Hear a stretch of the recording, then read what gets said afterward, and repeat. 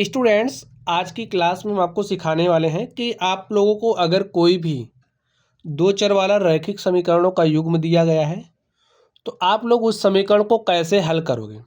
हल करने की जो हमारी प्रतिस्थापन विधि है, प्रतिस्थापन विधि से हम आप इसको सॉल्व करना सिखाएंगे।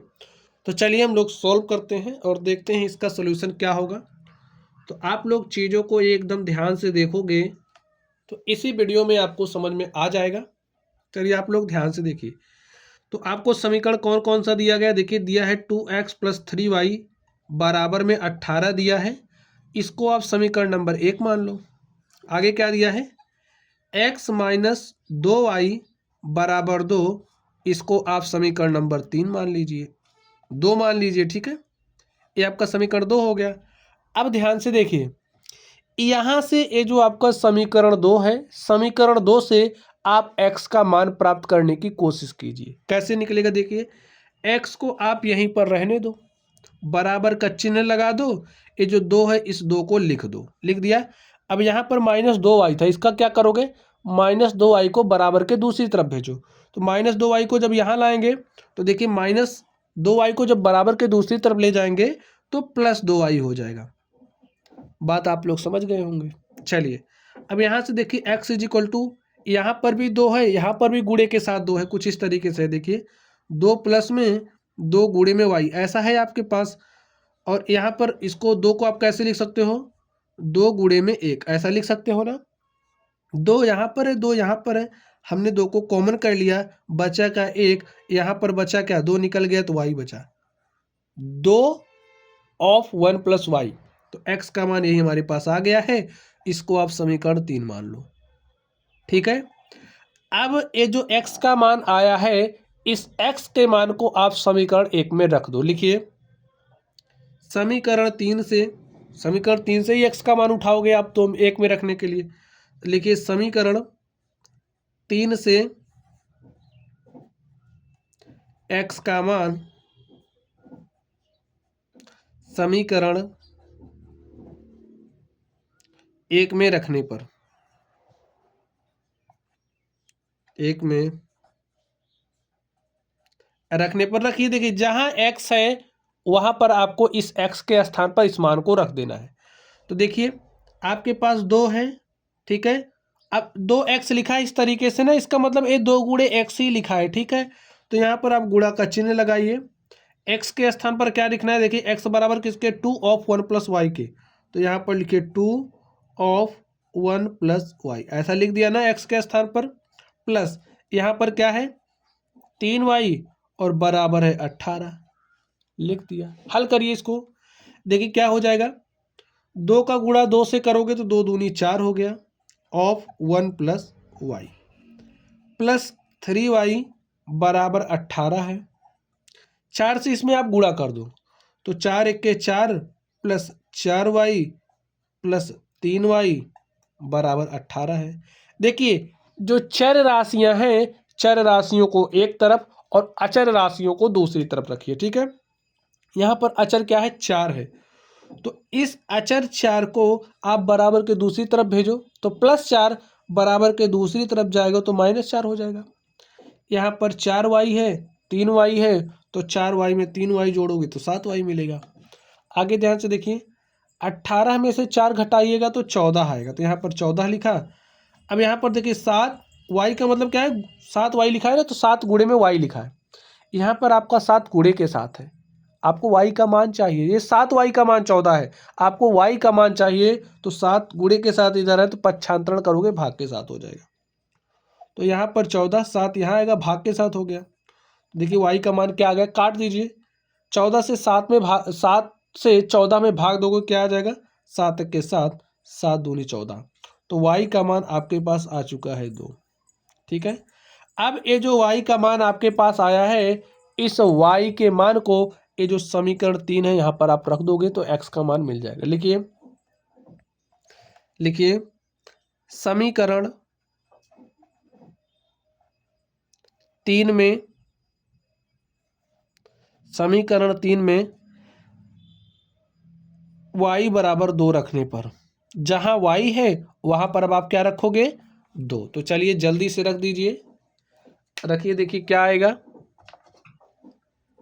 देखिए x है is equal to 2 of 1 plus y के स्थान पर क्या रखना है 2, तो y के स्थान पर 2 रख दिया।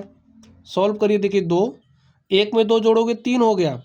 अगर इस तरीके से लिखा गया है इसका मतलब 2 गुणे 3 है, और 2 गुणे 3 किया तो 6 आ गया। देखिए आपके पास x का मान क्या आ गया 6, तो आपको x का मान मिल गया है, y का मान मिल गया है। और इस तरीके से देखिए ये जो आपका रैखिक समीकरणों का युग्म था आपने इसको हल कर लिया है। तो आप लोग समझ गए कैसे कैसे आपको काम करना है। चलिए एक बार इसका हम आपको फ्लो चार्ट दिखा दें कि कौन सा प्रोसेस आप करोगे, ठीक है। ध्यान से देखिए, जो समीकरण आपको दिया गया है, एक को आप समीकरण 1 मानोगे, एक को आप समीकरण 2 मानोगे, फिर समीकरण 2 से आप x के मान को प्राप्त करोगे। जो भी x का मान आएगा उसको आप समीकरण 3 मानना, ठीक है। फिर समीकरण 3 का जो मान है उसको आप समीकरण 1 में रखोगे, वहाँ से क्या मिलेगा आपको y का मान मिलेगा, ठीक है। y का मान मिलेगा, और जो y का मान आएगा उस y के मान को आपको कहाँ रखना है समीकरण 3 में, तो आपको x का मान मिलेगा। बात समझ गए। चलिए अब आप इस प्रश्न को सॉल्व करिए।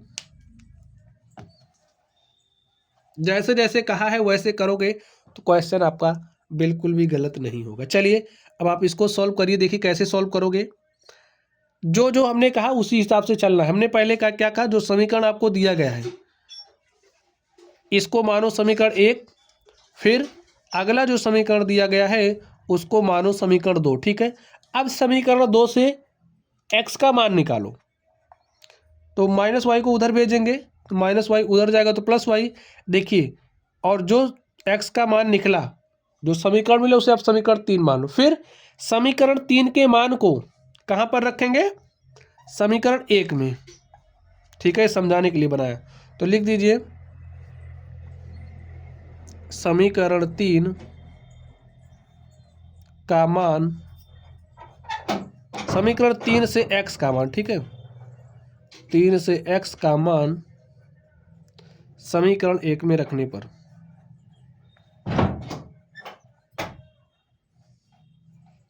रखिए। 1 में x के स्थान पर आप रख दो क्या 4 प्लस वाई, जहां x है वहां पर 4 प्लस वाई लिख दो। लिख दिया ji, plus Y is equal to क्या है 14। तो यहां से क्या मिलेगा आपको y का मान, देखिए कैसे मिलेगा 4 plus Y is equal to 14, Y 2y। हमने क्या कहा चर राशियों को एक तरफ, अचर राशियों को एक तरफ।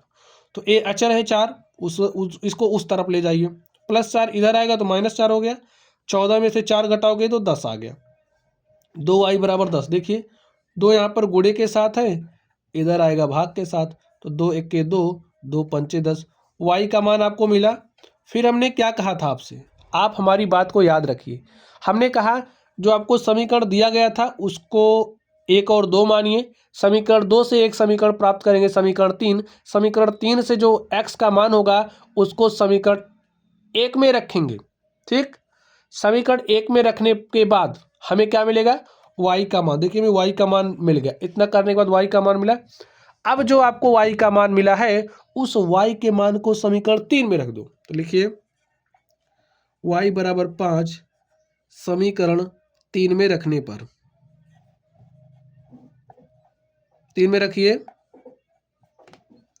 तो y का मान समीकरण 3 में रखिए। देखिए x का मान क्या मिलेगा 4 प्लस वाई का मान 5 रखना है, देखिए रख दीजिए, तो 4 प्लस 5 9, x बराबर देखिए आपके पास 9 आ गया, y का मान 5 आ गया। और इस तरीके से ये जो हमारा समीकरणों का युग्म था हमने इसको हल कर लिया। तो प्यारे बच्चों, अगर आपसे प्रतिस्थापन विधि अप्लाई करने की बात कही जा रही है तो जैसे हमने आपको बताया इसको फॉलो करना बिल्कुल भी आपका गलत नहीं होगा। तो चलिए आप लोग पढ़ते रहिए। अगर आप लोगों को कोई भी डाउट हो तो कमेंट बॉक्स में कमेंट करना। वीडियो पसंद आए वीडियो को लाइक कीजिएगा, चैनल पर नए हो तो चैनल को सब्सक्राइब कीजिएगा। तो चलिए आप लोग पढ़ते रहिए, थैंक यू। और हाँ, अगर आप लोग इसको विलोपन विधि से सॉल्व करना चाहते हैं तो वीडियो के डिस्क्रिप्शन बॉक्स में आपको वीडियो का लिंक मिलेगा, उसको देखना, तो विलोपन विधि भी आपको आसानी से आ जाएगी। चलिए पढ़ते रहिए, थैंक यू।